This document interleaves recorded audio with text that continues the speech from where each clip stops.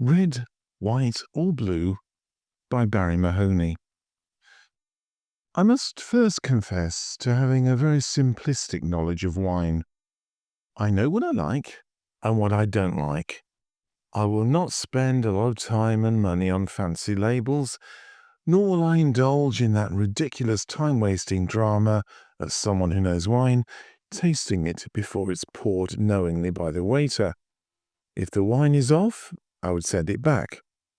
As an alternative, just sniff the cork. It really is that simple and saves an awful lot of time and embarrassment. What colour of wine do you prefer? I like white wine during a sunny lunchtime snack and maybe a chilled red during a warm evening.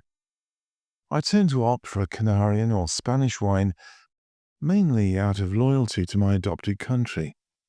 But I guess that my favourites are the island wines, and particularly those from the island of Lanzarote. Now, what about blue wine? I had the pleasure of trying a blue wine recently. I was initially a little doubtful, but since blue is my favourite colour, and it was glowing temptingly in the sunshine, I didn't hesitate. After the first tentative sip, I knew that I was hooked. Not only did the deep, rich blue colour look amazing, but it suited my palate perfectly. Yeah, it was on the sweet side, but it was the kind of sweetness that fits so well on a hot sunny day by the swimming pool or in a bar overlooking the sea.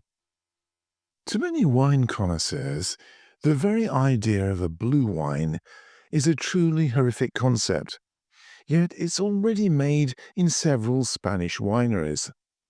I'm told that blue wine is a mix of mainly white and a little red wine, as well as freshly crushed grape juice.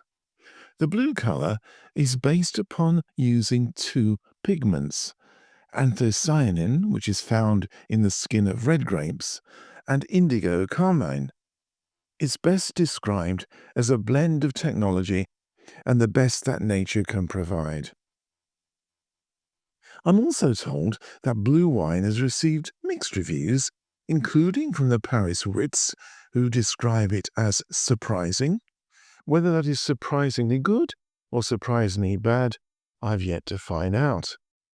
Whilst the UK's Telegraph referred to it as a gimmick, which probably means it's rather nice, but they don't want anyone else to know about it.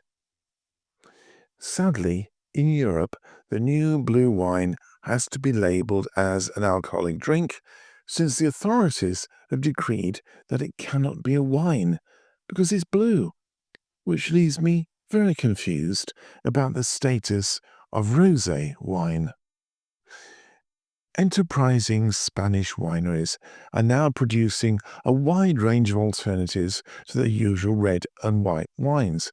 It's now possible to buy a blue sparkling cava, a red wine that's infused with Earl Grey tea, as well as a white wine that includes a hint of sencha tea from Japan, which sounds challenging. There's also another newcomer to the range that's red and spicy, called Bastard.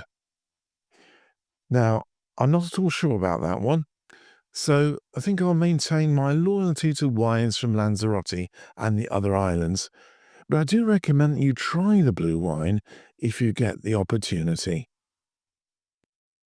You have been listening to Red, White or Blue by Barrie Mahoney.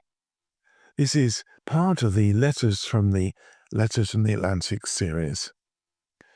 If you'd like to find out more about me, my books, blogs and podcasts, please go to my website, which is www.barriemahoney.com, and that's Barrie with an IE.